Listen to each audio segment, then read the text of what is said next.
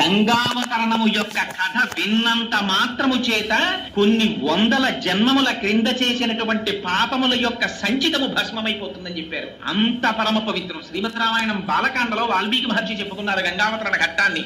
నిష్కారణంగా చెప్తారా? దాని వెనకాతల ఎంత పవిత్రత లేకపోతే ఈ కథ చెప్పారు. రాముడు 1కి 10 మార్లు అడిగి చెప్పించుకున్నాడు విశ్వామిత్రుడి చేత. విశ్వామిత్రుడు ముందు సంక్షిప్తంగా చెప్పాడు గంగావతరణాన్ని.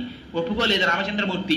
నాకు ఇంకా వినాలనుంది గురుదేవా, రిపథగగా అసలు ఆ గంగ ఎందుకు అవతరించింది నాకు చెప్పవలసింది అని గురువు యొక్క పాదములు పట్టి ప్రార్థిస్తే తన శిష్యుని యొక్క దైన్యమును చూసి ఉండలేక, ఆయన యొక్క ఆర్తిని చూసి చెప్పకుండా ఉండలేక, నిండిపోయినటువంటి బింది అంచుల నుండి నీరు కారిపోయినట్లు తాను అనుభవించినటువంటి భగవంతుని యొక్క వాత్సల్యాన్ని గుణాన్ని తనలో దాచుకోలేక విశ్వామిత్రుడి యొక్క నోటి నుండి వాక్కులై ప్రవహిస్తే వచ్చినటువంటి కథ గంగావతరణం.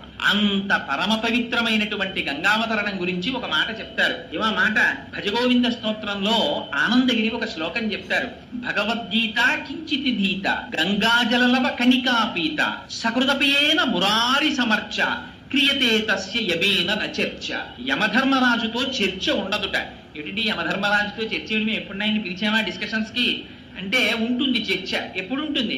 చిట్ట చివరి కాలంలో ప్రాణోత్క్రమణం అయిపోతున్నప్పుడు ఆయన ప్రతినిధులుగా ఆయన భటులు వస్తారు. వచ్చి పాశములు వేసి లాగుతూ ఉంటారు. బ్రతికియున్నన్నాళ్ళు నీ భజన తప్పను కాని మరణకాలమునందు మరతునేము ఆవేళ యమదూతలాగ్రహంబున వచ్చి ప్రాణముల్ పెకలించి పట్టునప్పుడు కపవాత పైత్యముల్ కప్పగా శ్రమ చేత కంపముద్భవమంది కష్టపడుచు నారాయణాయంచు నజింహతో నిన్ను పిలుతునో శ్రమ చేత పిలువలేను నాటికిపుడి నీనామస్మరణ చేతు చివినిడవయ్య భూషణ వికాస శ్రీధర్మ పుర నివాస దుష్ట సంహార నరసింహ దురిత దూరా అంటారు. ఆ పాశాలు వేసి లాగేస్తుంటే కపవాత పైత్యములు ప్రకోపించేస్తే ఆ ప్రాణవాయువు వ్యానం దొరకకుండా అటు ఇటు పరిగెడుతుంటే భయంకరమైన రూపాలతో భటులు లాగేస్తుంటే నా వాళ్ళున్నారు నేను రానని జీవుడు ఏడుస్తుంటే ఆనాడు చర్చ అవుతుంది.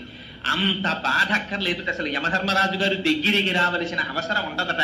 సాక్షాత్తుగా పార్వతీ పరమేశ్వరులు వచ్చి దర్శనమిచ్చి ఓం త్రయంబకం యజామహే సుగంధిం పుష్టివర్ధనం ఉర్వారుకమివ బంధనాన్ మృత్యోర్ముక్షీయమామృతాత్ అంటుంది మృత్యుంజయ మహామంత్రం. పండిపోయిన దోస పండు ముచిక నుంచి విడిపోయినంత తేలికగా పాంచభౌతికమైనటువంటి శరీరములోంచి ప్రాణము విడువడి పరమాత్మ యొక్క పాద సన్నిధానమును చేరుకునేటటువంటి అనాయాస మరణము లభించాలంటే ఎక్కడెక్కడ భగవద్గీతలోని ఒక్క శ్లోకమును అర్థము చేసుకుని చదివి అనుష్ఠానము చేసిన గంగాజలలవ కణికాపీత ఒక్క గంగ చుక్క నోటిలోకి స్వీకరించిన క్రియతే తస్య మురా ఒక్కసారి జీవితంలో మురారి అంటే మురా అంటే రాక్షసిని సంహరించినటువంటి శ్రీ మహావిష్ణువు యొక్క అర్చనము చేసిన క్రియతే తస్య యమేన నచర్చ. అటువంటి వాడికి యమధర్మరాజుతో సంవాదం లేదుట. అందున పరమ పవిత్రమైనటువంటి కార్తీక మాసంలో అసుర సంఖ్య వేళలో పరమశివుడు అటుపక్కన హనుమ, వెనక సుబ్రహ్మణ్యుడు, ఇంతమంది మహాభాగవతులు కూర్చున్నటువంటి పరమ పవిత్ర ప్రాంగణంలో గంగావతరణ కథాఘట్టాన్ని వినడం అంటే అది శివానుగ్రహం లేకుండా జరిగే విషయమా? చెప్పడం జరిగే విషయమా? అందున పవిత్ర వృక్షములు ఈ మధ్య తిరుమల తిరుపతి దేవస్థానం వాళ్ళు ఒక పుస్తకాన్ని రిలీజ్ చేశారు. ఇలా ఎక్కడైనా రావి చెట్టు, వేప చెట్టు ఒకదాని పక్కన ఒకటి నిలబడితే వేప చెట్టు పురుష స్వరూపం, రావి చెట్టు స్త్రీ స్వరూపం. ఈ రెండింటి పక్క నుంచి వచ్చేటటువంటి గాలి చేత సంతానమును పొందడానికి ప్రతిబంధకమైనటువంటి రోగము లోపల ఉన్నట్టయితే అటువంటి రోగమును విరిచెయ్యగలిగినటువంటి ఓషధీతతో కలిగినటువంటి గాలి ఆ కొమ్మల నుంచి వస్తుంది. అందున క్రింద స్వామి సుబ్రహ్మణ్యుడుండగా, పరమశివుడుండగా, సాక్షాత్తుగా దేవతా వృక్షములు ఇక్కడ నిలబడి ఉండగా, అందున పరమశివుడికి హరికేశాయోపవీతి నే పుష్టానాం పతయే నమో నమో అని పేరు. ఆయన ఆకుపచ్చటి ఆ చెట్లన్నీ ఆయన శిరోజములుగా ఉంటాయి. అటువంటి పరమ పవిత్ర ప్రాంగణంలో ఇవాళ గంగావతరణం అనేటటువంటి కథాఘట్టాన్ని చెప్పాలి అని మనం సంకల్పిస్తే అవుతుందా? శివానుగ్రహం ఉంటే ఆ స్వామి పలికించుగాక అని ప్రార్థన చేసి, సరే ఇంతకన్నా ఇంట్రడక్షన్ లోకి అయితే సమయం అంతా దానికే సరిపోతుంది కనుక ఆ గంగావతరణ ఘట్టాన్ని ప్రస్తావన చేసే ప్రయత్నాన్ని చేస్తాను. శ్రీమద్ రామాయణంలో బాలకాండలో రామచంద్రమూర్తి తాటకా సంహారం చేసిన తరువాత విశ్వామిత్ర మహర్షితో కలిసి బయలుదేరి వెడుతున్నప్పుడు శోణా నదీ తీరంలో కూర్చున్నప్పుడు అడిగారు, అసలు ఈ గంగ ఎందుకు అవతరించింది? ఈ గంగ స్వర్గలోకం నుంచి భూమి మీదకి ఎందుకు పడింది? అలా పడినప్పుడు వచ్చినటువంటి అవరోధములు ఏమిటి? ఎందుకు రావలసి వచ్చింది? నాకు ఈ కథాఘట్టాన్ని వివరించవలసింది అని అడిగారు. విశ్వామిత్ర మహర్షి సంక్షిప్తంగా ఆ కథని వర్ణించారు. కానీ రామచంద్రమూర్తికి తెలుసుకోవాలనేటటువంటి కుతూహలము పరిపూర్ణముగా ఉన్నవారు కనుక నాకు దీని చేత తృప్తి లేదు. ఈ గంగని త్రిపథగా అని పిలుస్తారు. అంటే ఆకాశములో ప్రవహించినప్పుడు మందాకిని, భూమి మీద ప్రవహించినప్పుడు భాగీరథి, పాతాళంలో ప్రవహించినప్పుడు భోగవతి అని 3 పేర్లు. అందుకని త్రిపథగా అంటారు. దానికి ఆ పేరెందుకు వచ్చింది నాకు చెప్పవలసింది అని అడిగారు.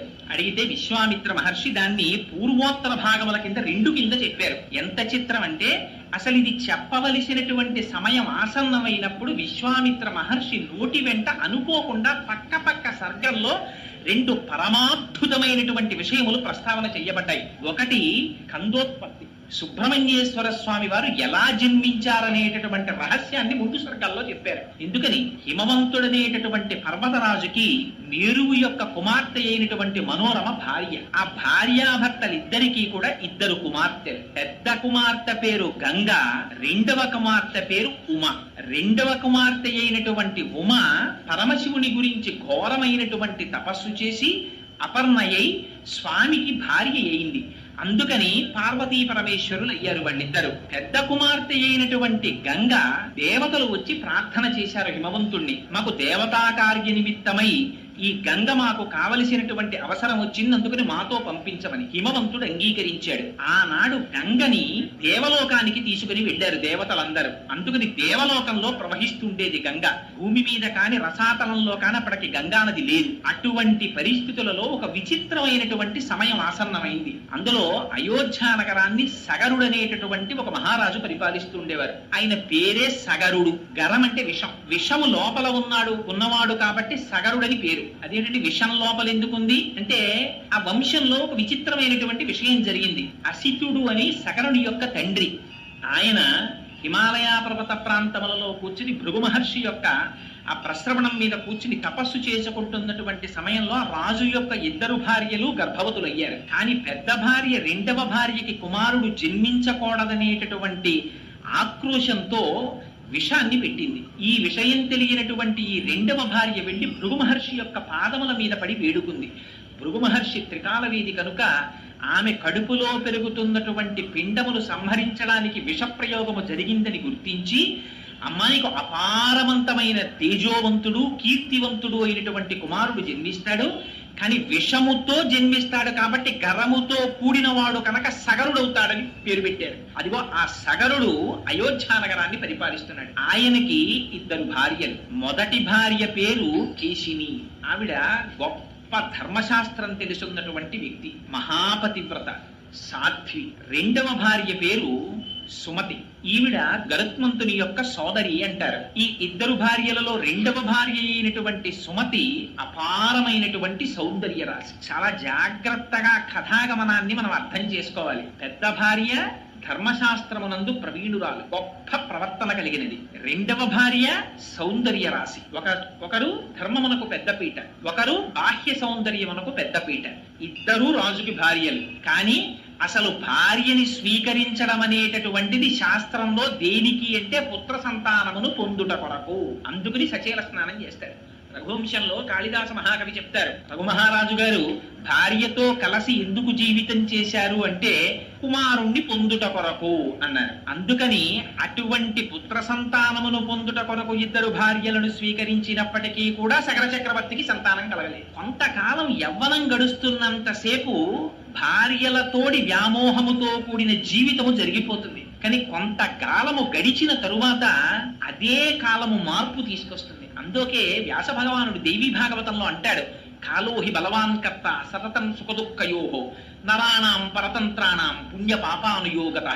కాలం చాలా బలవత్తరమైనటువంటిది. అదే పుణ్యపాపాలకు ఫలితాన్ని ఇస్తుంది. ఇవాళ సంతోషంగా ఉంటుంది, వేరొక రోజున ఇవాళ చాలా సంతోషంగా ఉంటుందని నిద్రలేస్తాడు. చాలా చాలా దుఃఖంతో నడుస్తుంది. ఈవిడ ఎలా ఎందుకు నడుస్తుంది? నరాణం పరతంత్రాణం, మనం చెయ్యగలిగినది ఏం లేదు. కాలోహి బలవాన్ కర్త, కాలం నడిపిస్తుంది. ఆ కాలచక్ర పరిభ్రమణంలో సగర చక్రవర్తికి ఆర్తి కలిగింది. అయ్యో, నాకు బిడ్డలు కలగలేదు, నా వంశం నిలబట్టం లేదు, రాజ్యాన్ని నా తదనంతరం పరిపాలన చేసేవాడు ఎవరు అని. ఆనాడు ఏదైనా ఇబ్బంది వస్తే వెంటనే రాజులు చేసినటువంటి పని పరమేశ్వరుని యొక్క పాదములు పట్టుకునేవారు, పెద్దలైనటువంటి మహర్షుల యొక్క పాదములు పట్టి పూజ చేసేవారు. అందుకని వెంటనే హిమవత్ పర్వతానికి చేరుకున్నాడు. అక్కడ భృగు ప్రశ్రవణము అనేటటువంటి ఒక పర్వతం మీద కూర్చుని అపారమైనటువంటి తపస్సు చేశాడు 100 సంవత్సరాలు. భృగు మహర్షి గొప్ప ధర్మవేత్త. ఆయన ప్రీతి చెందారు. ప్రీతి చెంది మహారాజు గారి దగ్గరికి వచ్చి అడిగారు, సగత, నీకు అపారమైనటువంటి తేజస్సు కీర్తి కలగాలని ఆశీర్వచనం చేస్తున్నాను. దీనితో పాటుగా నీ ఇరువురు భార్యలలో ఒకరికి వంశకరుడైన కుమారుడు జన్మిస్తాడు. ఆ మాటలు చూడండి ఎలా ప్రయోగిస్తారో. ఒకరికి వంశకరుడైన కుమారుడు. వంశకరుడంటే వాడి వలన వంశము వంశము వంశము వంశము నడుస్తుంది అలా ముందుకి. కొడుకులు కొడుకులకి కొడుకులు, కొడుకులకి కొడుకులు, మనవలు మనవలకి మునిమనవలు అలా నడుస్తూ వెడుతుంటుంది. అది చూడాలి తండ్రి. అలా ఎంతమందిని చూస్తే అది మహదైశ్వర్యం. తండ్రికి మహదైశ్వర్యం ఏది అంటే తన వంశము యొక్క ఉన్నతిని తాను చూసుకోవడం. అందుకని నీకు వంశకరుడైనటువంటి కుమారుడు ఒక భార్యకి జన్మిస్తాడు. మహోత్సాహవంతులైనటువంటి 60,000 మంది కుమారులు ఒక భార్యకి జన్మిస్తారు. అంతే చెప్పాడు భృగు. కానీ ఆర్తి పెరిగిపోయింది ఇద్దరు భార్యలకి. ఎవరికి 60,000 మంది కుమారులు పుడతారు, ఎవరికి వంశకరుడైన కుమారుడు పుడతారని ఇద్దరు గభాలన లేచి అడిగారు భృగువుని, మహానుభావ, మాలో ఎవరికి వంశకరుడైన కుమారుడు జన్మిస్తాడు, ఎవరికి 60,000 మంది సంతానం జన్మిస్తారు? ఆయన ధర్మవేత్త, ఆయన ఎందుకు నిర్ణయం చెయ్యాలి? ఆయన అన్నారు, మీలో ఎవరు ఏది కోరుకుంటే అలా జన్మిస్తారన్నారు. అందుకని పెద్ద భార్య ధర్మము తెలిసినదన్నారు, రెండవ భార్య సౌందర్యవతి అన్నారు. చూడండి, ఎక్కడెక్కడ ఏ మాట ఎలా పెట్టాలో, పేరెలా పెట్టాలో కూడా మనకి నేర్పుతారు మహర్షులు. కోసల రాజు కూతురు కాబట్టి కౌసల్య, కేకయ రాజు కూతురు కాబట్టి కైకేయి దశరథ మహారాజు గారికి. మరి సుమిత్రకి తండ్రి లేడా? ఉన్నారు కదా రాజుగారు, ఆయన తండ్రి పేరు ఎందుకు పెట్టరు? ఆవిడ తండ్రి పేరు పెట్టరు. మిత్రుడు అని అందరినీ పిలవకూడదు. ఏమండి, వీరు మా మిత్రులండి అనకూడదు ఎవరిని పడితే వారిని. వీరు మా స్నేహితులండి అని చెప్పాలి. మిత్రుడు అని చాలా తక్కువ మందిని చెప్పాలి. ఎవరు మిత్రుడు? మితము నుండి ఋతమునకు ఎవరు తీసుకుని వెడతారో, మనతో పాటే తిరుగుతూ, మనతో పాటు ఉంటూ, మనతో పాటుగా సహజీవనము చేస్తూ, ఇది జీవితము కాదని పరమేశ్వరుని యొక్క పాదములు పొందడమే మానవ జీవితమునకు చేయమని తన నడువడి చేత మనకి నేర్పుతూ, తన మాటల చేత మనకి ఎవరు తీర్చిదిద్దుతారో వాడు మాత్రమే మిత్రుడు, మిగిలిన వాళ్ళు స్నేహితులు. అంతే శాస్త్రం. శాసనాత్ శంసనాత్ ఇది శాస్త్రం. దానికేం భయం లేదు. ఉన్నట్టు కుండ బద్దలగొట్టినట్టు చెప్పేస్తుంది. అందుకని అటువంటి మిత్రధర్మాన్ని నిర్వర్తించినది కనుక దశరథ మహారాజు గారికి సుమిత్ర ఆవిడ. అందుకే ఎప్పుడెప్పుడు ధర్మం అవసరమో అప్పుడప్పుడు సుమిత్ర మాట్లాడుతుంది రామాయణంలో. రామాయణంలో సుమిత్ర మాట్లాడింది అంటే మీరు ఆ శ్లోకాన్ని మళ్ళీ ఓసారి చదవాలని గుర్తు. ఆ పేర్లు పెట్టడంలో అలా పెట్టేవారు పూర్వం. అందుకని పెద్ద భార్యని భృగువుని అడిగింది ఆవిడ. ఏమని? స్వామి, మునేస్తు వచనం శ్రుత్వా కేశినీ రఘునందన పుత్రం వంశకరం రామ జగ్రాహం నృపసన్నిధౌ అన్నారు రామాయణంలో. ఆవిడ భృగువుని ప్రార్థన చేసిందిట, నాకు వంశకరుడైనటువంటి కుమారుడు కావాలి అని అడిగింది. ఎందుకు వస్తుంది భార్య భర్త చెయ్యి పట్టి? ఆయన యొక్క వంశమును ఉద్ధరించుట కొరకు. ఇవాళ రేపు తెలిసి తెలియనటువంటి అగత్యంతో కూడిన మాటలు చాలా మంది నోటి వెంట వస్తాయి. రామాయణం ఇతర పురాణాలు ఎర్రశిరాతో అండర్లైన్ చేసి చెప్పే ఇలాంటి తప్పుడు మాటలు మాట్లాడకూడదని. పెళ్లి జరుగుతుంటుంది, ఎవరైనా పెద్దవాళ్ళు కొత్తగా పెళ్ళైన వధూవరులు వచ్చి నమస్కారం చేస్తే అక్షతలు వేసి శీఘ్రమేవ సుపుత్రా ప్రాప్తిరస్తు అన్నారనుకోండి, ఆ కన్యాదాత గారి తండ్రి శకున పక్షిలా అక్కడే ఉండో మాట అంటాడు. ఇప్పుడే పిల్లలు ఎందుకండి, వాళ్ళని సంతోషంగా గడపనివ్వండి అంటాడు. ఆ తరువాత అదే తండ్రి వచ్చి కనపడ్డ ప్రతివాడి కాళ్ళు పట్టుకుంటాడు. ఏం చేస్తే మా అమ్మాయికి పిల్లలు పుడతారండి, ఏం చేస్తే మా అబ్బాయికి పిల్లలు పుడతారండి అనకూడని మాట నోటి వెంట రాకూడదు. ఏ మాట ఎందుకో తెలుసుకుని బ్రతకాలి. స్త్రీ పురుషుని యొక్క జీవితంలో ప్రవేశించేది దేని కొరకు? వంశాన్ని మార్చుకుని, ఇంటి పేరు మార్చుకుని, గోత్రాన్ని మార్చుకుని, వేరొక పురుషుడి చెయ్యి పట్టుకుని ఆ ఇంటికి ఎందుకు ఎడుతోంది? ఆ వంశాన్ని ఉద్ధరించుట కొరకు. అది ఆశీర్వచనం. అందుకే పెద్దలైన వారు లేచి వచ్చి విరగనటువంటి నడుము కలిగిన అక్షతలు చేతపట్టి ఆశీర్వచనం చేస్తున్నప్పుడు శ్రద్ధాభక్తులతో ఔదల తాల్చి అంగీకరించాలి. చేత కాకపోతే మౌనంగా ఉండాలి. లేనిపోని మాటలు మధ్యలో మాట్లాడకూడదు. అందుకని ఆవిడ ధర్మం తెలిసున్నది కనుక అడిగింది. నాకు పుత్రం వంశకరం రామ జగ్రాహం నృపసన్నిధౌ, నాకు వంశకరుడైన కుమారుడు కావాలని అడిగింది. భర్త గారి కీర్తి నిలబెట్టడానికి. రెండవ భార్య అయినటువంటి సుమతి భృగు మహర్షిని ప్రార్థన చేసింది. నాకు షష్ఠి పుత్ర సహస్రాణి, ఎటువంటి పుత్రులు కావాలి? 60,000 మంది పిల్లలు కావాలి నాకు. వాళ్ళు ఎటువంటి వాళ్ళు? మహోత్సాహం కీర్తిమతో జగ్రాహ సుమతి సుతాం, 60,000 మంది మహా ఉత్సాహవంతులైనటువంటి కొడుకులు కావాలని. ఇవన్నీ నేను ఇంకా లోపలికి వ్యాఖ్యానం చేస్తే కొందరి మనస్సులు బాధపడతాయి. అందుకని నేను చెప్పట్లేదు కానండి, వచ్చి జాగ్రత్తగా అర్థం చేసుకోవాలి ఆ శ్లోకాన్ని. మహోత్సాహులైన పిల్లలు 60,000 మంది కావాలి. అలాగేనన్నారు మహర్షి. విడతీశారు. సంతానం అంటే ఎలా ఉంటుందో చూపించారు. ఇంటికి వెళ్ళిపోయారు రాజ్యానికి. చాలా సంతోషంగా ఉన్నాడు సగరుడు. భార్యలిద్దరూ గర్భాన్ని దాల్చారు. పెద్ద భార్య అయినటువంటి కేశినికి ఒక కుమారుడు జన్మించాడు. ఆయనని అసమంజసుడు అని పేరెట్టారు. ఆ పేరు చూడండి, అసమంజసంగా ఉందండి మీరు చెప్పింది అంటాం. ఆయన పేరు అసమంజసుడు. రెండవ భార్య అయినటువంటి సుమతికి ఒక మాంసఖండం పుట్టింది. దాంట్లో 60,000 మంది చిన్న చిన్న పిల్లలు వచ్చారు. అందులోంచి ఋషి వాక్యం ఎక్కడికి పోతుంది? దీక్ష తీసుకున్నవాడు, నిత్య తపస్వి, ఎల్లకాలముల యందు మంత్రార్థమును లోపల తిప్పుతూ ఉండేటటువంటి స్వభావం ఉన్నవాడు, త్రికాల సంధ్యావేది, వేదం చదువుకున్నవాడు, నిరంతరం వేదాన్ని పలుకుతూ ఉండేవాడు. అటువంటి వారి నోటి వెంట వచ్చినటువంటి మాట సత్యం అవుతుంది. వాళ్ళు సత్యం చెప్పడం కాదు, వాళ్ళు చెప్పినది సత్యం అవుతుంది. శంకరభగవత్పాదుల సౌందర్యలహరిలో జపో జల్పశిల్పం సకలమపి ముద్రా విరచన అని వర్ణిస్తారు ఆ శ్లోకంలో. అందుచేత మహర్షి చెప్పారు, అదే జరిగింది. 60,000 మంది పిల్లలు ఒక మాంసఖండంలోంచి వచ్చారు. వాళ్ళు మరీ చిన్నవాళ్ళు, ఎలా బ్రతుకుతారని ఇప్పుడు మనం అంటున్నామే, ఏదో పిల్లలందరినీ తీసుకెళ్లారండి ప్రిమిచ్యూర్డ్ బర్త్, అందుకని ఏదో ఆ గదిలో పెట్టారు పెంచారని మనం అంటామే. ఆ ప్రక్రియ అంతా రామాయణంలో చెప్పారు. ఈ 60,000 మంది పిల్లల్ని తీసుకెళ్లి నీతి భాండములలో పెట్టారు. పెట్టి ఆ పిల్లల్ని పెంచారు. దాదులు పెంచితే 60,000 మంది పెద్దవాళ్ళు అయ్యారు. ఇటు అసమంజసుడు పెద్దవాడయ్యాడు. ఈ 60,000 మంది పిల్లలు మహోత్సాహులయ్యారు. వాళ్ళకి ఏమిటి? అన్నింటికీ ఉత్సాహమే. ఇది చెయ్యడమా చేయకపోవడమా వివేకం కాదు.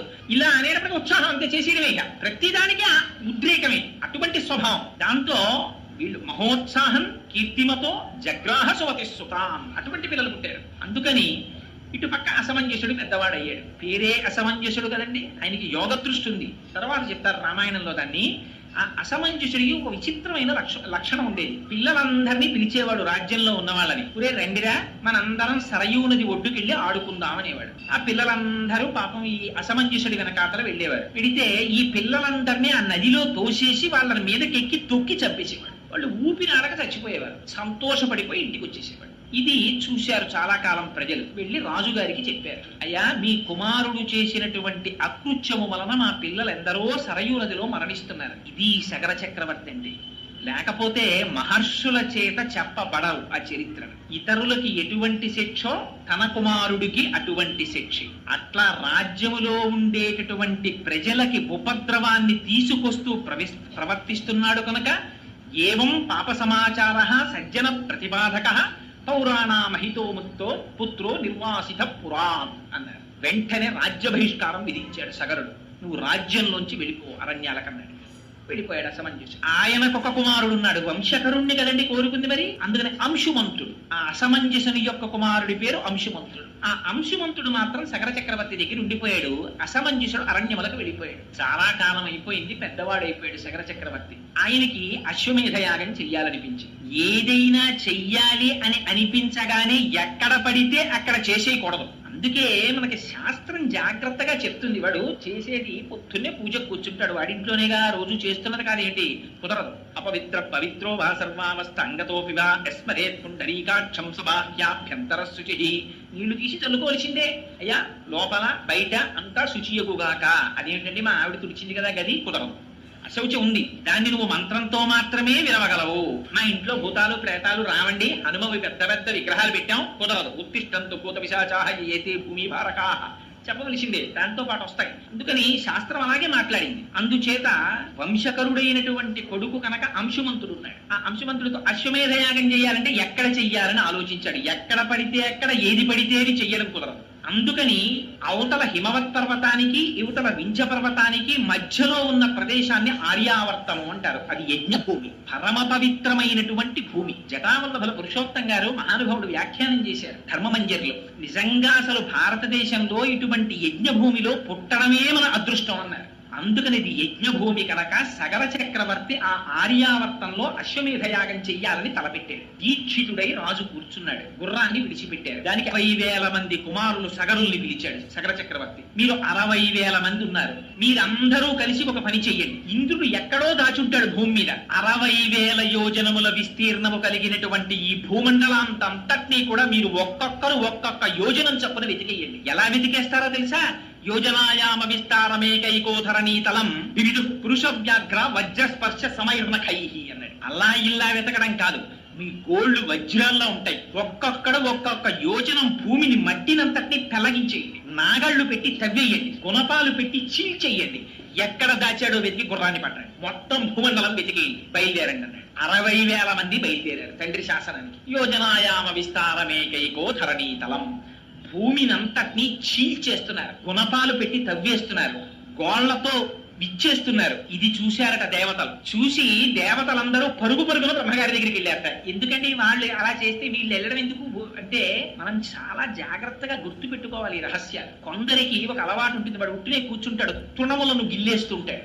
ఇలా కూర్చుంటాడు, అక్కడే ఉన్న గడ్డి పరకల్ని తుప్పేస్తూ ఉంటాడు. ఒక్కొక్కడు మాట్లాడుతుంటాడు, అక్కడ ఉన్న కొమ్మ వంచి ఆకు తుంపేస్తాడు, ఒకడు మొగ్గ తుంపేస్తాడు. దానికి ఏమీ శాస్త్రంలో నిషిద్ధం, అనవసరంగా ఏదీ చేయకూడదు. 60,000 మంది 60,000 యోజనముల భూమిని నిష్కారణంగా దున్నేసి తీసేస్తున్నారు భూమి. అందుకని వెళ్ళారు వాళ్ళు. భూమి యొక్క స్థితి మారిపోతుంది. ఎంతమంది వెళ్ళారట? 12 మంది ఆదిత్యులు వెళ్ళారు, ఏకాదశ రుద్రులు వెళ్ళారు. 12, 11, 23. 23 దాంతో పాటుగా అష్ట వసువులు వెళ్ళారు. 23, 8, 31.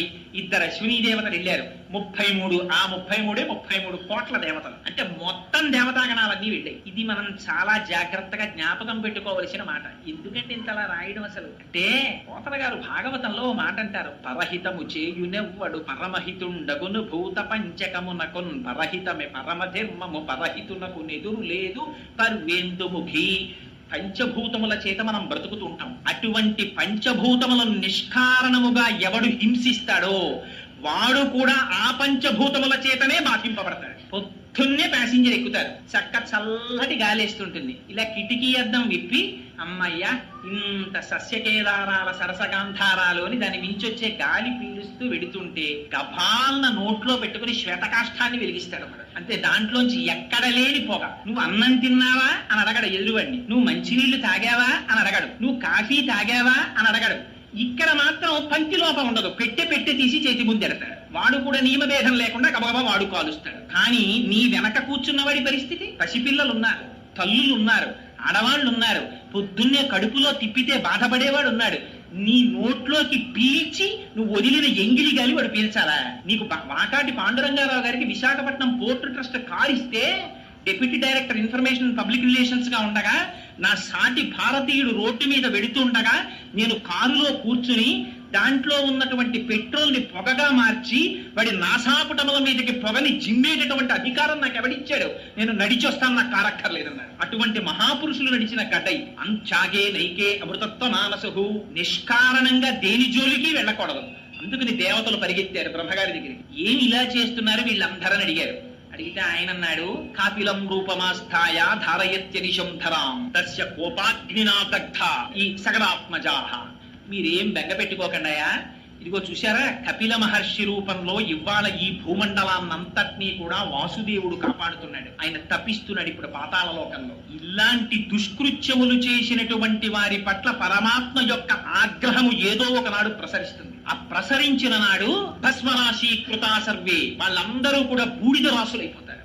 అటువంటి చేటు కాలం దాపురిస్తుంది. వాళ్ళు అల్పాయుర్దాయము కలిగిన వారు నిష్కారణముగా పంచభూతముల జోలికి వెళ్ళారు కాబట్టి వాళ్ళ ఆయుర్దాయం క్షీణించిపోతోంది. విధి అలా నిర్ణయించింది. అందుకని మీరు బెంగ పెట్టుకోకండి, వెళ్ళిపోండి అన్నాడు. వెళ్ళిపోయారు దేవతలందరూ. వీళ్ళు భూమినంతటినీ దున్నేశారు. తండ్రి గారి దగ్గరికి పరిగెత్తారు. నాన్నగారు 60,000 యోజనముల భూమండలాన్నంతటినీ కూడా వజ్రస్పర్శ సమయమై ఈ గోళ్లతో చీల్చేశాం, ఎక్కడా గుర్రం కనపడలేదన్నారు. ఆయన అన్నాడు, రే నేను దీక్షితుడై ఉన్నాను, నేను లేచి రాకూడదు, మీరు అలా ఊరుకోకండి, ఈ భూమిని అంతటినీ చీల్చేయండి, తవ్వేసేయండి, గోతులు పెట్టేసేయండి, పాతాళలోకానికి వెళ్ళిపోండి. ఆ రసాతలంలో ఎక్కడో దాచి ఉంచాడు ఇంద్రుడు ఈ గుర్రాన్ని, అక్కడి నుంచి తీసుకురండి అన్నాడు. అలాగేనన్నారు. మళ్ళీ బయలుదేరారు. బయలుదేరి ఆ భూమండలాన్నంతటినీ కూడా చీల్చేస్తున్నారట. చీల్చి గోతులు తవ్వి లోపలికి వెళ్ళారు. సగరుని యొక్క కుమారులైన సాగరుల చేత తరవబడినటువంటి గోతులలోకి తర్వాత కాలంలో వచ్చి నిలబడినటువంటి నీటికే సాగరములని పేరు. ఆ తవ్వి వాళ్ళు లోపలికి వెడుతుంటే రాక్షసులు, నాగులు, పన్నగములు, దేవతలు, మనుష్యులు ఎందరో అడ్డొచ్చారు. అందరినీ సంహరించి లోపలికి వెళ్ళిపోయారు. వెళ్ళిపోతుంటే వాళ్ళు మొట్టమొదట తూర్పు దిక్కుకి వెళ్ళారట. తూర్పు దిక్కుకి వెళ్ళేసరికి అక్కడ విరూపాక్షం అని ఒక బ్రహ్మాండమైనటువంటి ఏనుగు కనపడింది. ఆ విరూపాక్షం అనేటటువంటి ఏనుగు ధారయంతం మహీతలం, అది తన కుంభస్థలం మీద పెట్టుకుని తూర్పు దిక్కునున్నటువంటి భూమిని అంతటి మోస్తుంటుంది. దానికి ఒక్కొక్కసారి ఆ పైన కుంభస్థలం నిప్పిడితే దాన్ని కదుపుతుంది. ఇలాగా ఆ కదిపినప్పుడు అటువైపుకి భూకంపాలు వస్తాయని రాశారు రామాయణంలో. ఆ దిశ అక్కడ చూశారు దాన్ని విరూపాక్షం, ఆ ఏనుగుని చూశారు, దానికి ప్రదక్షిణం చేశారు, అటువైపు నుంచి తిరిగారు, తిరిగి దక్షిణ దిక్కుకు వచ్చారు. ఆ దక్షిణ దిక్కుకు వచ్చేటప్పటికీ అక్కడ సుమహత్ పర్వతోపమా, అక్కడ ఇంకొక ఏనుగు కనపడింది. దాని పేరు ఆ మహాపద్మం, దాని పేరు మహాపద్మము అన్నారు. మహాపద్మం మహాత్మానం సుమహత్ పర్వతోపమా. ఆ ఏనుగు కూడా దక్షిణ దిక్కున ఉండేటటువంటి భూమిని తల మీద భరిస్తోంది. దానికి ప్రదక్షిణం చేశారు. అక్కడి నుంచి తిరిగారు, పశ్చిమ దిక్కుకు వచ్చారు. వచ్చేటప్పటికి సౌమనసం అనేటటువంటి ఇంకొక ఏనుగు కనపడింది. దానికి ప్రదక్షిణం చేశారు, దానికి నమస్కారం చేశారు. అది కూడా ధారయంతం మహీమిమాం, భూమండలాన్నంతటిని మోస్తోంది. అక్కడి నుంచి ఉత్తర దిక్కుకు వచ్చారు. భద్రం అని ఇంకొక ఏనుగు కనబడింది. భద్రం భద్రే నమపుచో ధారయంతం మహీమిమాం, అది కూడా భూమిని మోస్తోంది నాలుగు దిక్కుల. ఉత్తర దిక్కునున్నటువంటి ఏనుగు దగ్గరికి వచ్చారు. అక్కడా కనపడలేదు గుర్రం. పాతాళ లోకానికి చుట్టూ చూసేశారు. ఈశాన్య దిక్కుకు వెళ్ళారు. ఈశాన్య దిక్కున తపోవనంలో కపిల మహర్షి కూర్చుని తపస్సు చేసుకుంటున్నారు. అక్కడ చూశారు. అక్కడ వీళ్ళకి వాళ్ళ యాగాశ్వం కనపడింది గడ్డి మేస్తూ.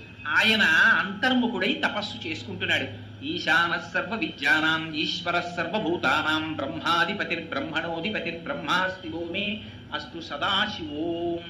ఆ మహర్షిని మహర్షిగా అర్థం చేసుకుని ఉంటే సగరుల యొక్క వంశం పండిపోయి ఉండేది. కానీ వాళ్ళు అనుకున్నారు ఇదే మహాత్ముల పట్ల ప్రవర్తించకూడని రీతిలో ప్రవర్తించడం అంటే ఇది. అక్కడ కపిల మహర్షి ఉన్నారు, తపస్సు చేసుకుంటున్నారు. ఈ పక్కనే గడ్డి తింటూ యాగాశ్వం కనపడింది. అంటే కపిల మహర్షే యాగాశ్వాన్ని అపహరించి తెచ్చారనుకున్నారు.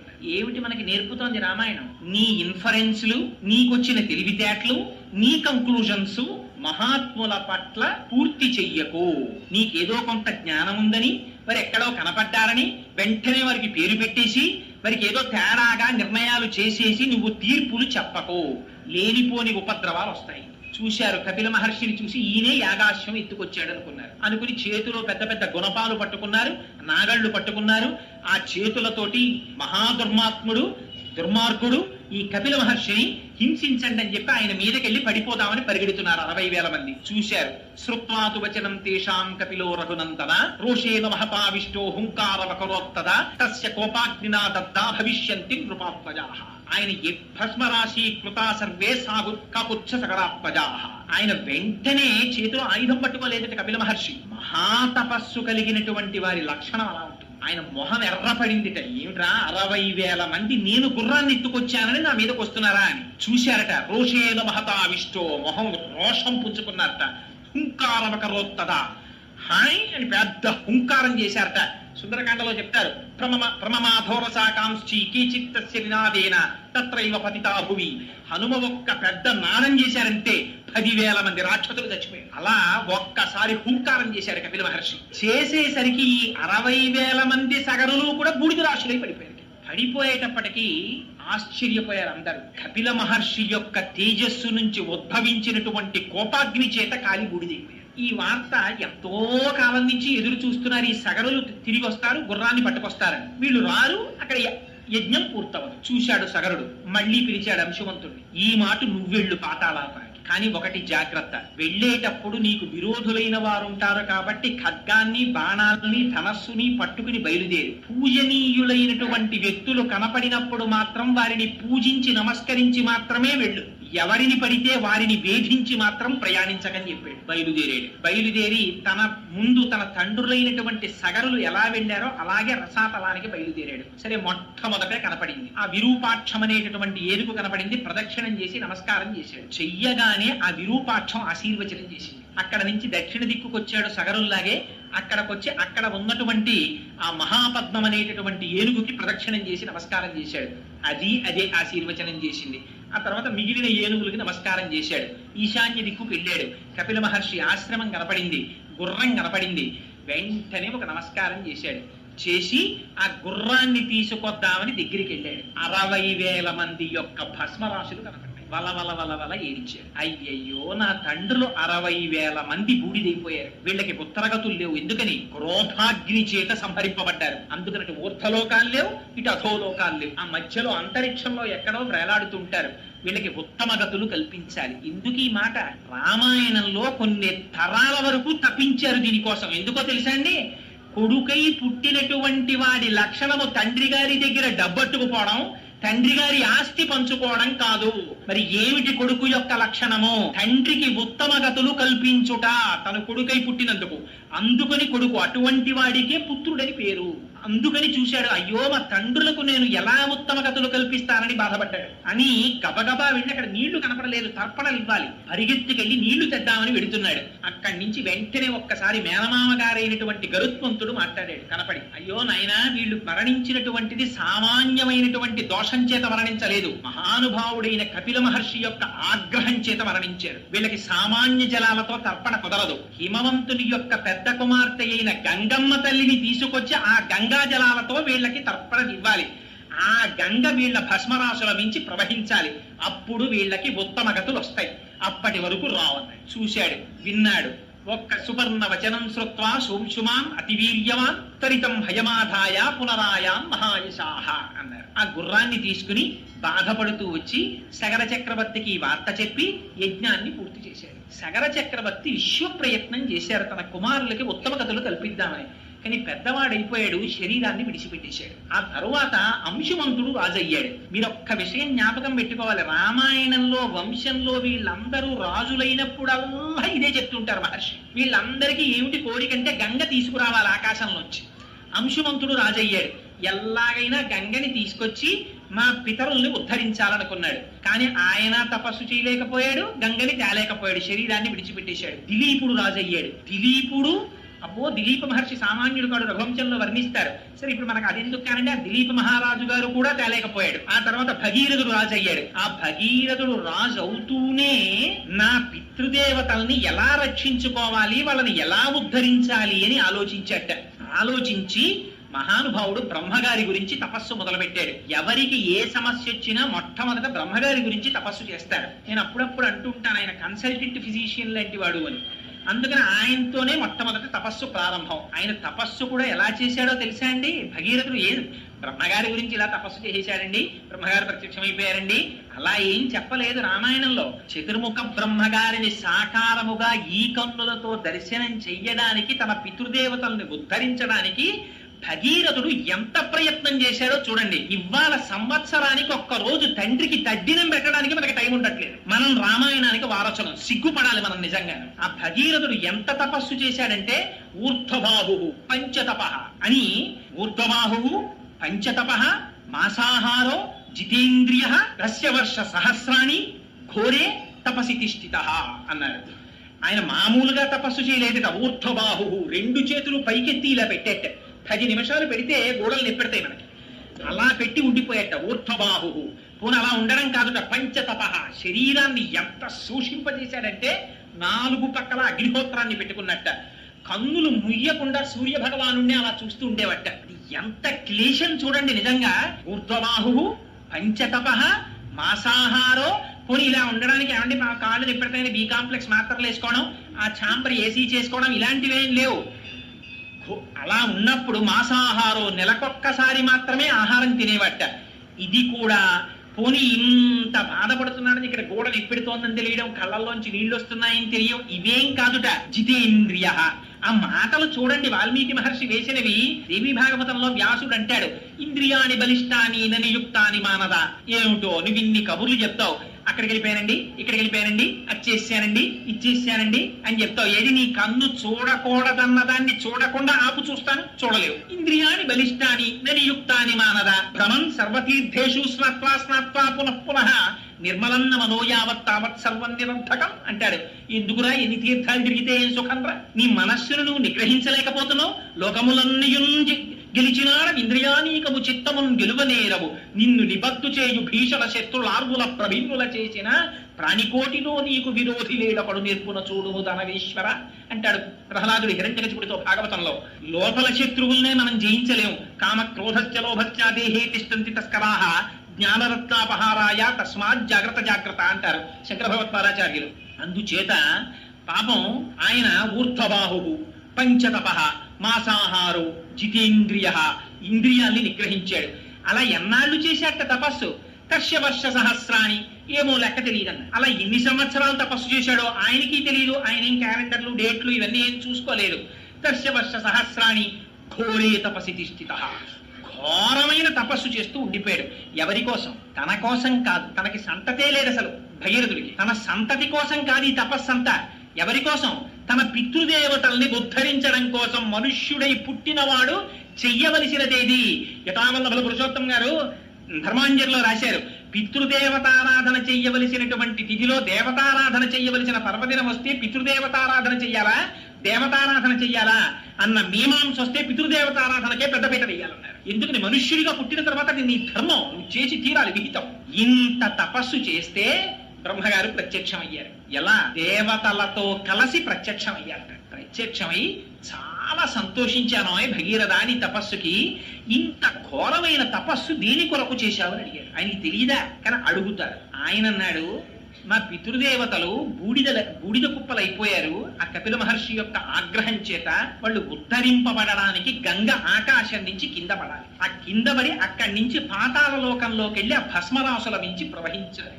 రెండు, నాకు సంతతి లేదు. అక్కడ పితృదేవతలను ఎవరు ధరిస్తున్నారు? తాను సంతానంలో వంశంలో ఉన్నాడు కనుక తాపత్రయపడుతున్నాడు.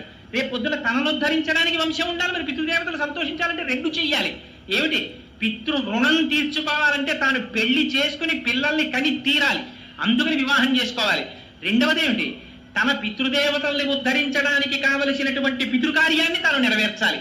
అందుకని మరి తనకి బిడ్డలు కావాలి కదా, అందుకని నాకు బిడ్డలు లేదన్నట్టు ఆయన అన్నాడు, నీకు బిడ్డలు కలుగుతారు, వరం ఇస్తున్నాను. కానీ మొదటి కోరికున్నదే ఆకాశం నుంచి గంగ కింద పడాలని అడిగావు కదా భగీరథ, అది గంగాయా పతనం రాజన్ పృథివీన సహిష్యతి. ఆకాశంలోంచి గంగ కాని భూమి మీద పడిందా ఈ భూమి భరించలేదు. తట్టుకోగలిగినటువంటి శక్తి భూమికి లేదు. అందుకని తాం వై ధారయితుం నాణ్యం పశ్యామి శూలినః. అలా గంగని పట్టుకోగలిగినటువంటి వాడు, మధ్యలో నిలబడగలిగిన మొనగాడు ఒక్కడే ఉన్నాడు. ఎవరు? పరమశివుడు ఒక్కడే నిలబడగలడు. ఇంకా ఎవరి సాధ్యం కాదు ఆ గంగని పట్టడం. అందుకని నీకేమైనా ఓపిక ఉంటే ఆయన గురించి తపస్సు చేయమన్నాడు. మహాప్రభో గొప్ప ఆలోచన చెప్పారని బయలుదేరి పాపం మళ్ళీ తపస్సు వెళ్ళాడు. వెళ్ళి ఎలా చేసేట తపస్సు? ఈసారి బొటనవేలి యొక్క చివరి భాగం మీద నిలబడి ఉండిపోయి 1 సంవత్సరం తపించేట పరమేశ్వరుడి కోసం. శివానుగ్రహం అంటే ఎలా ఉంటుందో చూడండి.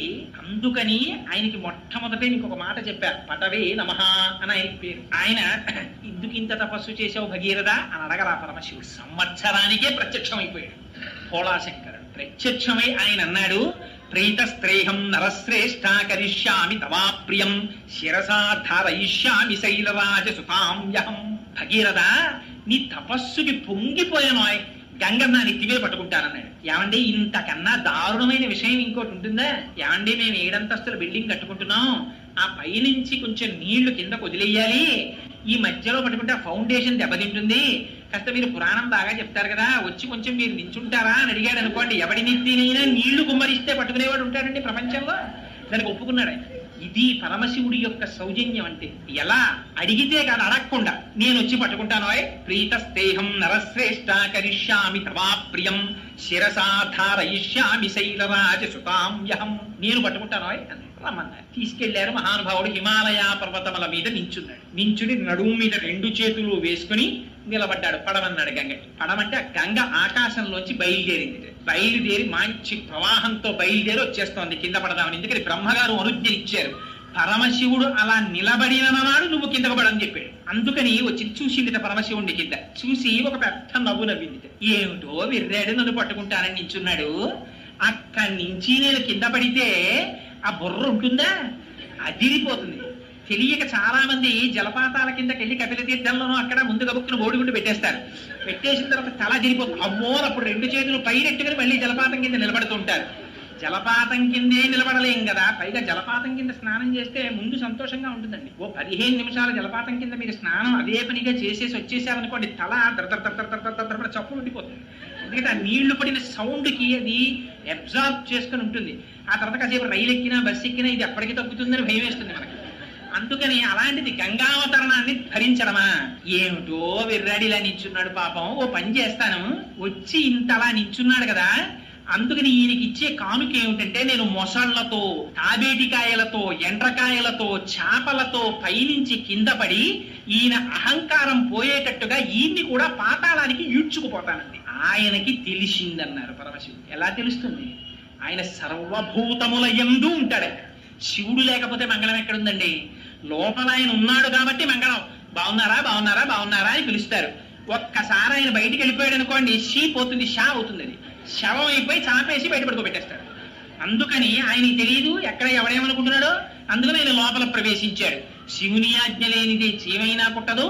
3వ కంటి వాడికి తెలియకుండా చేసేయండి అంటారు. 3వ కంటి వాడికి తెలియకుండా కాదు, 3వ కంటి వాడికి తెలియకుండా ఏది అవ్వదు. 3 కన్నులు ఉన్నవాడు అన్ని చూస్తూ ఉంటాడు.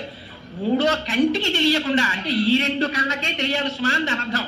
3వ కంటికి తెలియకుండా అనడానికి 3వ కంటి వాడికి తెలియకుండా ఎవడి సాధ్యం కాదు. అది అసలు విన్నవాడు ఏమన్నా నేను చేయలేదు సార్ అయితేనన్నా, కానీ వీడంటాడు అలాగే సార్ చేసేస్తానంటాడు. 3వ కంటి వాడికి తెలియకుండా వీడు చేయడం ఏంటి, అలా చేస్తారు. అందుకని ఆయనకి తెలియదా. అందుకని ఆయన గంగ యొక్క అహంకారాన్ని పసిగట్టాడు. ఓహో గంగ, ఇంత అహంకరిస్తున్నావు కదా, నీకు ఒక పాఠం నేర్పుతాను అనుకున్నాడు. ఆయన జటాజూటాన్ని విస్తరించాడు. విస్తరిస్తే అది పరమ పవిత్రము అన్నాడు. ఎంత పవిత్రం అంటే పరమశివుని యొక్క జటాజూటం, అది హిమవత్ పర్వతం ఎంత పవిత్రమో అంత పవిత్రంగా విస్తరించింది. ఆ పైనుంచి గంగ ఒక్కసారి ఆ జటాజూటంలోకి పడింది. పడేటప్పటికీ ఎటువంటి గంగ?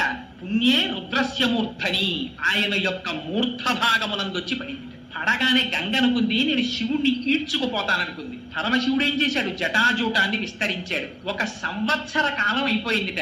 ఒక నీటి చుక్క కింద పడలేదు. ఆ జటాజూటంలో తిరుగుతూనే ఉంది పాయల నిండా. చుక్క చెమటకారినంత కిందకి కూడా జారలేదు వెంట్రుకల్లో వచ్చి. ఇది విచిత్రం. వెంట్రుకల్లో నీళ్లు పట్టగలిగిన వాడు ఉంటాడా? పైగా కుండలో పట్టేవాడు ఉంటాడు, బిందులో పట్టేవాడు ఉంటాడు. 4 వెంట్రుకలు ఇచ్చి నీళ్ళు ఎట్రా అంటే ఎవరు పట్టుకొస్తారు? ఆయన జటాజూటంలో పట్టేశాడు గంగ. అందుకని ఆయనకి అటువంటి పేరు. అందుకని పటవే నమః. ఆయన చెయ్యలేంది లేదు. పరమశివుడు తలుచుకుంటే చెయ్యలేందే ఉంటుందండి. అప్పుడు అందుకే స్తోత్రం చేశారు ఆయన్ని. జటాటవీ గల జల ప్రవాహ పావిత స్థలే గలే వలం జలం వితాంబుజంగతుంగ మాలికాం ఢమఢమఢమన్ నినాదమడ్డవర్వయం చకార చండ తాండవం తనూతున శివ జటాకటాహ సంభ్రమ భ్రమం నిలింప నిర్ఝరీ విలోల వీచి వల్లరీ విరాజమాన మూర్ధని ధగద్ధగజ్వలల్లలాట పక్షపావకే కిశోర చంద్రశేఖరే రతి ప్రతిక్షణం మమ అని ఆ మహానుభావుడు జటాజూటంలో నీళ్లు పెట్టుకుని సాయంకాలం వేళ సంధ్యానాట్యం చేస్తుంటే కుండలో నీళ్లు గిరగిరా గిరగిరా తిరిగినట్టు తిరుగుతుంటుంది ఆ గంగ. అలా తిరుగుతూ ఉండిపోయింది ఏడాది పాటు. ఉండిపోతే గంగా రోషం బానే ఉంది, పరమశివుని యొక్క ప్రతాపం బానే ఉంది. పాపం మధ్యలో నిలబడ్డవాడు భగీరథుడు. ఏడాదైంది నీటి చుక్క కింద పట్టలేదు. చూశాడు చూశాడు చూశాడు. పాపం అనుకున్నాడు ఏమిటిది అంతకీ రావట్లేదు ఏమిటని అడిగాడు. అడిగితే పరమశివుడు కట్టేశాడయ్యా, మళ్ళీ ఇంకొకసారి మళ్ళీ తపస్సు చెయ్యన్నాడు. మళ్ళీ తపస్సు మొదలెట్టాడు పరమశివుడు కోసం. స్వామి, ఆ గంగ రోషానికి పోతే పోయింది, అదేమిటి స్వామి అలా కట్టేశారు? మా పితరుల్ని ఎప్పటికి ఉద్ధరిస్తారు? విడిచిపెట్టండి స్వామి అన్నాడు. సా కథం చిన్మహీం గంతుం న శక్నోత్యస్తమాస్థిత నైవ నిర్గమనం లేవే జటామండల మోహిత. ఆ జటాజూటంలో ఉండిపోయినటువంటి గంగటండి ఎప్పుడైతే పరమశివుడు మార్గం ఇచ్చాడో అది కూడా ఎక్కడ పడేటట్టు వదిలిపెట్టాట? హిమాలయ పర్వతాల మీద బ్రహ్మగారి చేత నిర్మింపబడినటువంటి బిందు సరోవరంలో పడేటట్టుగా వదిలిపెట్టాట. వదిలిపెట్టేటప్పటికి అక్కడి నుంచి గంగ కింద పడిపోతుంటే గగనా శంకర స్థితతో ధరణిమాశ్రిత వ్యసర్పత జలంతత్ర తీవ్ర శబ్ద పురస్కృతం. అది ఎలా పడిందిట? పడేటప్పుడు మొసళ్లతో పడిపోయింది, ఎండ్రకాయలతో పడిపోయింది, చేపలతో పడిపోయింది, పావులతో పడిపోయింది. ఒక చోట బ్రహ్మాండమైనటువంటి శబ్దం, ఒక చోట ఒడులు, ఒక చోట సుడులు, ఒక చోట బ్రహ్మాండమైనటువంటి నురుగు, ఒక చోట వంకరలు తిరుగుతోంది, ఒక చోట మెల్లగా పారుతోంది, ఒక చోట చూసేటప్పటికే ఒళ్ళు భయం వేసి అంత శబ్దంతో పడిపోతోంది. అలా గంగ ఆ జటాజూటంలోంచి కింద పడిపోతోంది. చూసిన వాడికే ఇంత భయం అయితే ఎంత భయం! ఎంత గొప్ప శ్లోకం రాశారో తెలుసా అండి వాల్మీకి మహర్షి అక్కడ. తత్ర దేవా సగంధర్వా వసుధా తలవాసినః భవాంగపతితంతో యం పవిత్రమితి వస్పృశు. చూశారట, ఇలా పంపులు రాక రాక రాక రాక పంపు వచ్చింది అనుకోండి, ఇంకా పంపు కుస్ కుస్ అంటుంటేనే బిందెట్టేసినట్టు ఆ జటాజూటంలోంచి పడిపోతున్నటువంటి గంగ ప్రవాహం కింద బుర్ర పెట్టలేమని తెలిసిన అమ్మో ఇది భవాంగపతితంతో యం పరమశివుని యొక్క శరీరమును తాకి కిందకొస్తోంది, ఎంత అదృష్టం రా దీంట్లో స్నానం చేయకపోతే ఎలా అని గబగబా వచ్చి అక్కడ స్నానం చేయడం కుదరదు కనుక గభాల నీటిని బట్టి శిరస్సును గలుగుని తాగేసేస్తారు. ఎందుకని? భవాంగపతితంతో యం, ఇంకో పేరు పెట్ల శివాంగపతితంతో యం అలా భవ. లింగపురాణం అంటుంది సంజీవనం సమస్తస్య జగత సలిలాత్మిక భవ ఇత్యుచ్యతే మూర్తిర్భవస్య పరమాత్మనః. ఈ ప్రపంచమంతటా బతికి ఉంచడం కోసం పరమేశ్వరుడు నీళ్లు కింద మారుతాట. అందుకే ఆ నీళ్లంత విచిత్రం. మీరు హైడ్రోజన్ చూడండి కాల్చేస్తుంది, ఆక్సిజన్ చూడండి కాల్చేస్తుంది. ఈ హైడ్రోజన్ 2 పాళ్ళు, ఆక్సిజన్ 1 పాళ్ళు తీసుకురండి నీరైపు, 2 కాల్చేవి కలిపి నీరెలా అయింది? ఇది పరమేశ్వర శాసనం అంటే. అలా ఆ గంగ పడిపోతుంటే వాళ్ళందరూ మహాపాపాలు చేసి ఊర్ధ్వలోకాల నుంచి కింద పడిపోయిన వాళ్ళందరూ గబగబా వెళ్లి గంగలో స్నానం చేశారట. చెయ్యగానే వాళ్ళ పాపాలన్నీ పటాపంచలైపోయి తిరిగి మళ్ళీ ఊర్ధ్వలోకాలకు వెళ్ళిపోయారట. ఆనాడు గంగలో స్నానం చేసి పవిత్రం కానివాడు లేట. ఎందుకని గంగకింత పవిత్రం వచ్చింది? మిగిలినటువంటి నీళ్లు ఏవైనా గంగ నామం చెప్తే పవిత్రం అవుతాయి. గంగ తనంత తానుగా పవిత్రం. ఎందుచేత పవిత్రం? వాల్మీకి మహర్షి చెప్పారు భవాంగపతితంతో యం పవిత్రమితి వస్పృశు. ఆ స్వామి యొక్క శరీరమును తాకి కింద పడింది కాబట్టి పవిత్రం. అందుకే సోమసూత్రాన్ని కాలుతో దాటడానికి భయపడతారు. ఆ శివాభిషేకం ఏమండి, పుట్టకూడని నక్షత్రంలో పిల్ల పుట్టింది ఏం చేయమంటారు? రుద్రాభిషేకం చేసుకో. ఏమండి, జాతకంలో రాకూడని గ్రహస్థితి వచ్చింది ఏం చేయమంటారు? రుద్రాభిషేకం చేసుకో. దేనికైనా రుద్రాభిషేకం విరుగుడు. ఆ పరమశివుడే విరుగుడు. ఆయన ఒక్కడే త్రిశూలం పట్టుకుని నిలబడితే ఆయన శాసనాన్ని కాదనగలిగినటువంటి వాడు లేడు చరాచర ప్రపంచంలో. శ్రీశైలే స్వర్ణశృంగే మణిగణ రచితే కల్పవృక్షాని సీతే స్ఫీతే సంవర్ణ రత్న స్ఫురిత నవగృహే దివ్యపీఠే శుభార్హే ఆసీన సోమచూఢ సకరుణమయన సంగర స్వేరవక్త్ర శంభుశ్రీ భ్రమరీశ ప్రకటిత విభవో దేవతా సార్వభౌమ అంటారు. ఆయన దేవతలకందరికీ సార్వభౌముడు. ఆయన శాసనానికి ఎదురు లేదు. అటువంటి వాడు కనుక అలా గంగని విడిచిపెట్టాట. రంగ తుంగ తరంగ సంఘములతో రంజిల్లు ఘోషంబుతో బంగారంబకు పొంగుతో నురగతో పువ్వాట తుంపర్లతో భంగుల్ సల్పుచు జంఘలించుచన భోభగము నుండి జారం గంగమ్మను దల్చితే శరమునన్ రంజిల్లు శంకర అంటారు. ఆ నురగలతోటి ఆ తుంపర్లతోటి ఆ గంగ తగిలి కింద పడిపోతుంటే ఒళ్ళు తుడుచుకున్న బట్ట ఎలా తడిగా ఉంటుందో అలాంటి తడితో ఆయన జటాజూట ఉంటుందిట. అందుకని ఆయనకి కపర్ది అని పేరు. ఆ జటాజూటానికి నమస్కారం చేస్తే చాలట తీర్థయాత్రల్లో వచ్చే ప్రతిబంధకాలు రాకుండా యాత్ర పూర్తి. అటువంటి జటాజూటం ఉన్నవాడు పరమశివుడు. అక్కడ నుంచి బయలుదేరి కింద పడింది గంగ. ముందు ఆయన వెళ్ళిపోతున్నాడు. యథా భగీరథో రాజాతతో గంగా యశస్విని. ఆ ముందు భగీరథుడు రథం మీద వెళ్ళిపోతున్నాడు. ఆ వెనకాతలే గంగ కూడా వెళ్ళిపోతుంది. ఆయన ఎటు దారి చూపిస్తే అటు వెళ్ళిపోతోంది. ఆ భగీరథుడు జహ్ను మహర్షి ఆశ్రమం పక్క నుంచి వెళ్ళిపోయేటప్పటికి గంగ మామూలుగా వెళ్ళిపోతుందా? ఆయన అంటే మామూలుగా వెళ్ళిపోతాడు రథంతో. అపారమైనటువంటి వేగంతో వెనకాతల ప్రవహిస్తూ వచ్చేసింది. వచ్చి జహ్ను మహర్షి యొక్క ఆశ్రమాన్ని ముంచెత్తేటప్పటికి ఆశ్రమం కొట్టుకుపోయింది. చూశారు మహర్షి, ఏమే గంగా, ఎంత అహంకారం! నా ఆశ్రమాన్ని తుడిచిపెడతావా? చూడు ఏం చేస్తాను అని తన అరచేతిలోకి తీసుకుని గంగను తాగేశారు. తాగేసేటప్పటికి చుక్క గంగ లేదు. పాపం భగీరథుడు ముందెళ్ళిపోతున్నాడు. వెనకాతల చప్పుడు ఆగిపోయింది. వెనక్కి తిరిగి చూస్తే గంగలు. ఏమిటిది అల్లరే మళ్ళీ వెనక్కి వచ్చాడు. దేవతలు వీళ్ళందరూ స్నానం చేస్తున్న వాళ్ళు హడిలిపోయి గబాబాదికి వచ్చేశారు. ఇది తపోశక్తి అంటే.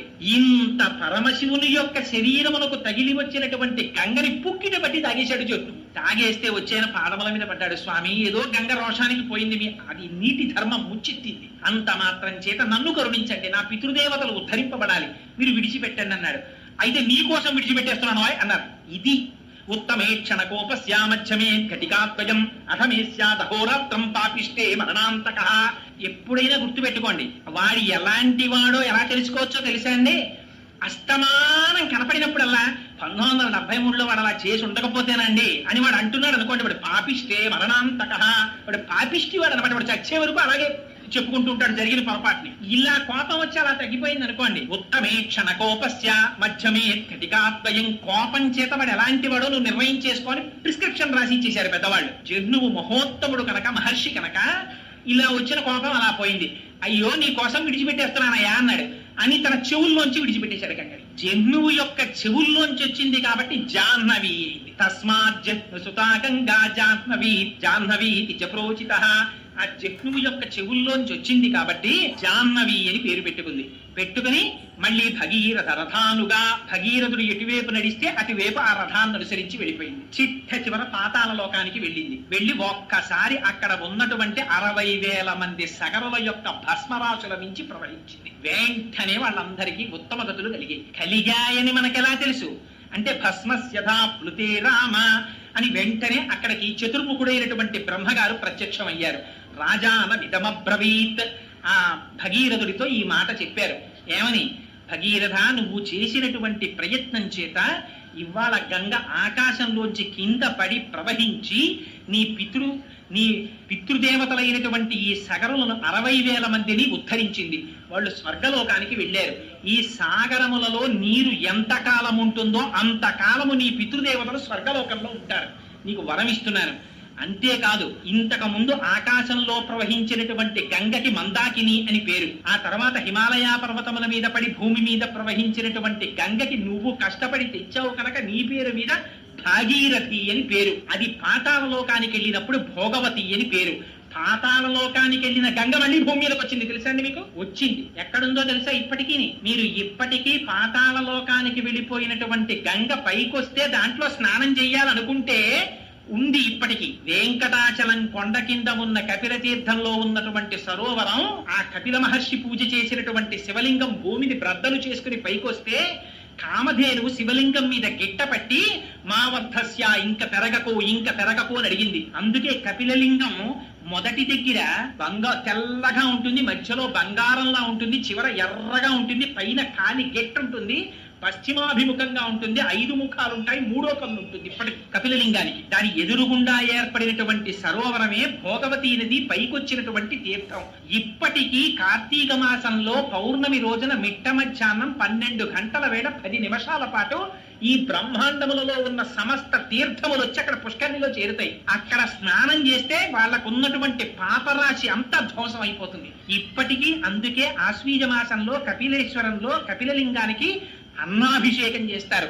450 కిలోల అన్నం ఉండి నమక చమకాలు చెప్తూ అన్నంతో అభిషేకం చేసి అన్నలింగం పెడతారు. ఆ లింగం మీద మళ్ళీ అన్నలింగం పెడతారు. 3 గంటలకే ఆ లింగాన్ని తీసి పుష్కరిణిలో నిమజ్జనం చేస్తారు. చేసి కూరగాయలు, పెద్ద పెద్ద ఆనపకాయలు, పొట్లకాయలు, కాకరకాయలు, ఇవన్నీ కాయలుగా ఉడికించేస్తారు. ఉడికించి వాటితో త్రిశూలం, నాగాభరణాలు, 3వ కన్ను ఇవన్నీ పెడతారు.